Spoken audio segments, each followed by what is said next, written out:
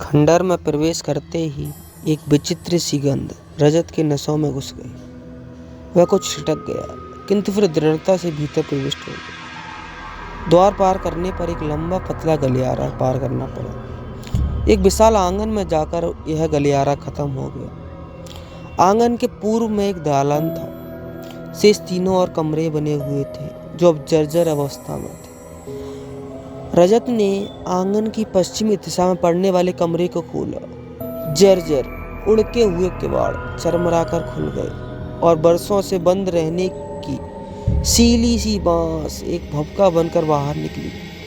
थोड़ा ठहर कर रजत ने कमरे का अंदर से निरीक्षण किया।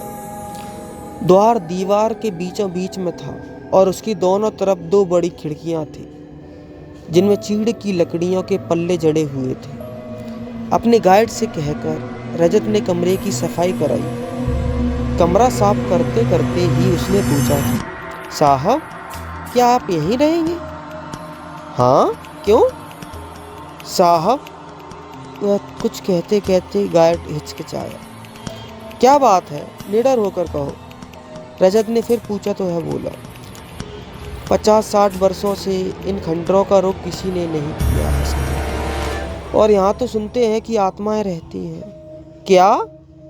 हाँ साहब, वह बाहर बस्ती की ओर जो मंदिर पड़ता है दुर्गा मैया का, वह भी तो अपने आप बन गया था।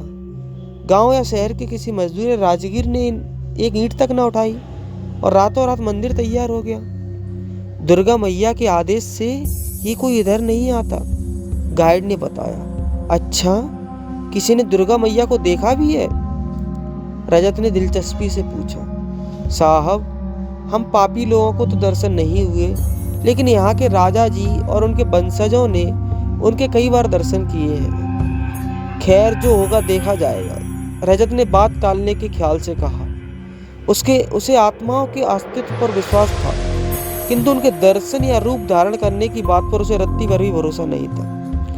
भूत प्रेतों या देवी देवताओं के आगमन की बात भला कौन पढ़ा लिखा व्यक्ति स्वीकार करता है? गाइड ने एक बार फिर आग्रह किया। साहब, यहाँ ना ठहरे, इससे अच्छा तो आप उस टीले वाले मंदिर की यज्ञशाला में ठहर जाए। नहीं दोस्त, मैं यहीं रहूंगा। अगर दुर्गा मैया को यह नागवार लगेगा तो स्वयं आकर मुझे मना कर देंगे। इसी बहाने उनके दर्शन मुझे तो मिल जाएंगे। लेकिन साहब, लेकिन कुछ नहीं, मेरा सामान उधर रख दो और अब तुम जाओ। रात होने वाली है, जाना समय की बीत गया तो जाने में मुश्किल होगी। साहब, आप अकेले? हाँ भाई, मैं अकेले ही रहूंगा। और हाँ, तुम कल सुबह मेरे खाने के लिए कुछ ला देना या फिर सुबह आकर कुछ बना ही जाना। अच्छा साहब।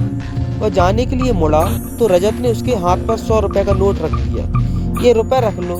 नाम क्या है तुम्हारा? गेंदा सिंह। खूब अच्छा, कल आना।